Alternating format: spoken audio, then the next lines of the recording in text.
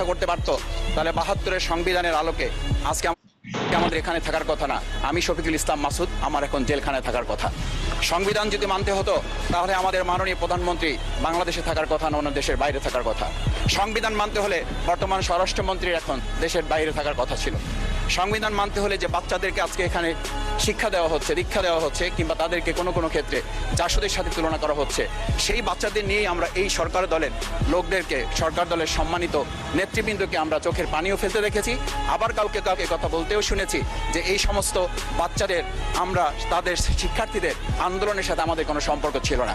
আমরা খুব লজ্জিত হই মাননীয় স্পিকার, আমাদের এই বর্তমান সময়ে আমরা যদি এটা খেয়াল করি যে আমাদের বাংলাদেশের এই বর্তমান প্রেক্ষাপটটা নতুন করে এখন যে গণভোটের যে আজকে ন্যায্যতা অন্যায্যতা, সাংবিধানিক পৃষ্ঠা, লাইন, অক্ষর, তারিকমা আমাদেরকে শেখানোর চেষ্টা করা হচ্ছে, যদি সেটা হতো তাহলে বাংলাদেশ জাতীয়তাবাদী দলের সম্মানিত মহাসচিব তিনি কয়েক হাজার পুলিশের বেষ্টনীর মাঝখানে একা একটা মোবাইল নিয়ে তাকে আমরা দাঁড়িয়ে থাকতে দেখেছি, তখন সংবিধান আমাদেরকে রক্ষা করতে পারে নাই। কারণ স্পিকার, আমি 350 মামলা নিয়ে 7 মাসের ব্যবধানে, আপনিও আমার 2-1টা মামলাতে আপনি আমাকে সহযোগিতা করেছেন, সেটা এই সুযোগে ধন্যবাদ জানাতে চাই। আমার 350 মামলা জামিন করতে 7 মাস সময় লেগেছে, আমার বের হতে সময় লেগেছে 4.5 বছর। আমি সেই 4.5 বছরে 3 বার রিয়ারেস্ট হয়ে 2 বার গুম হয়েছি। আমি তখন ডিজিএফআই, এনএসআই, ডিবিএসবির কাছে জানতে চেয়েছিলাম, আমার সামনে দিয়ে বড় বড় নেতারা বের হয়ে যাচ্ছে, আমার অপরাধটা কি? তখন বলেছিল তারা হুমকি না, হুমকি হচ্ছেন আপনারা।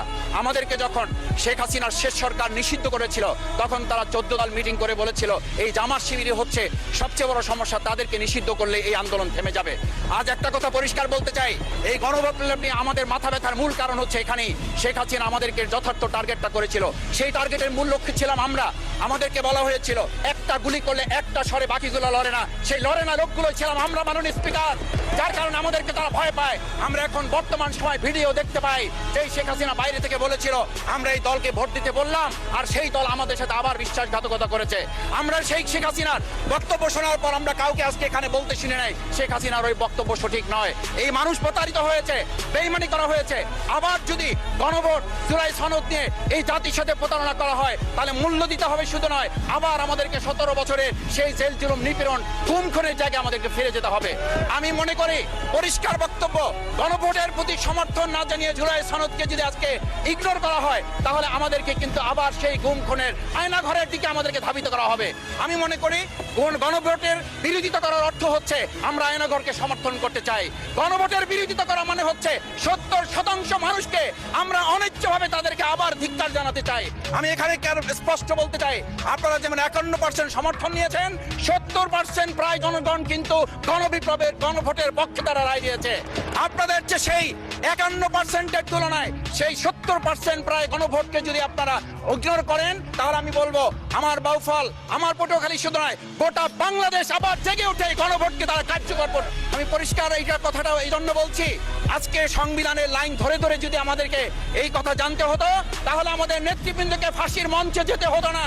আমার মতো ছোট মানুষের কাছে সে সময় ডিজে বাড়ির কাছে প্রস্তাব এসেছিল, আপনারা কি চান, মন্ত্রিত্ব চান, দেশ পরিচালনা চান, সবকিছু দেওয়া হবে, শুধু শেখ হাসিনার নীতিতে আপনারা আসেন। সেই নীতি তো ছিল 72-এর সংবিধান, সেই নীতি নিয়ে আজকে কেন এখানে এত কথা বলা হচ্ছে? আমরা পরিষ্কার জানি, আমরা যদি সেই 72-এর সংবিধানকে ভালোবাসি, তাহলে এখানকার নেতৃবৃন্দ এবং মরহুমা বেগম খালেদা জিয়া নিজে বলেছিল আমরা সুযোগ পেলে এই সংবিধানকে আমরা ছুঁড়ে ফেলে দেব। সেই সংবিধানের প্রতি আজকে বর্তমান সরকারি দলের কেন এত প্রেম জাগ্রত হয়েছে, এটা বাংলাদেশের মানুষের জানার অধিকার আছে। আমি আমার প্রিয় বাউফলের মানুষের প্রতি